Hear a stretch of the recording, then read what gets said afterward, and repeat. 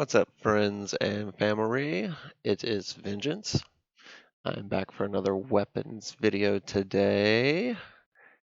And boy, I'm having a hard time choosing which one that I want to go over today. But I'm going to go with Killer's Will. Killer's Will is the exclusive weapon of Mytus, who is a hero that is often easily obtainable, but a wrecking ball and hard to deal with. So let's look at the skill here. Mine is at level 50. It can go to level 60. And 60, as you can see, is just going to present 4 more percentage of shield.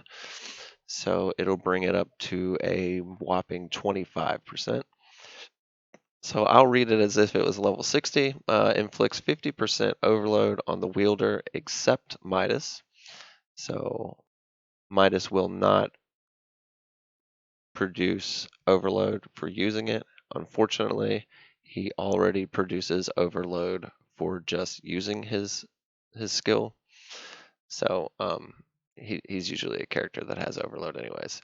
And grants a shield equal to 25% of the wielder's max HP on all allies for 5 turns when each wave begins. So before I go any farther, let's look at Mytus and that HP that he's going to be giving 25% of, and bam, he has a lot of health.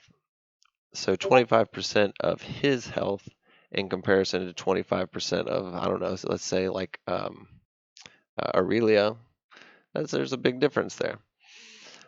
So it's going to be a nice whopping fat shield on top of your other 4 characters, including him too. Big time, big time. And that is at the start of the battle.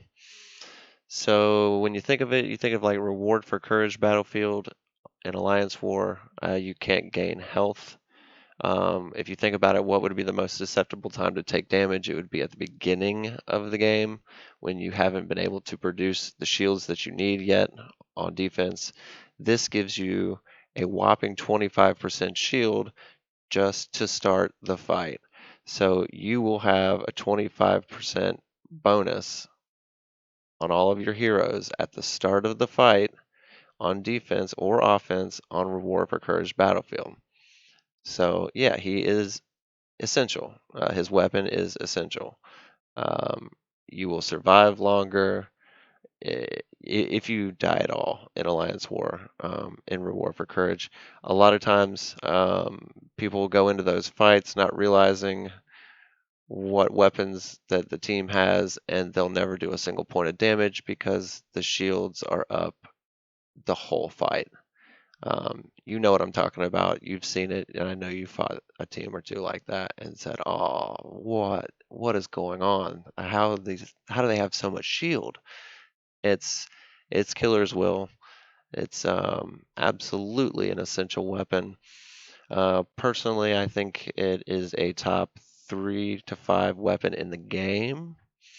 It is so good in Alliance War. If I could have 30 players with the Killer's Will in my alliance, I don't think we would ever lose. The special effects vary. I got defense on mine, which isn't terrible because he is a tank and he is going to be taking a lot of damage. And once he uses his special, he will get overload because of his move there.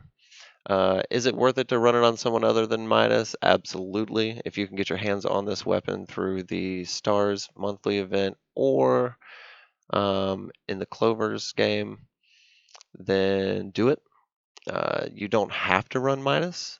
You could put that weapon on a light tower hero without Mytus, and it would still be very effective, especially with like a whip to get rid of that overload that they'll be getting right off the bat.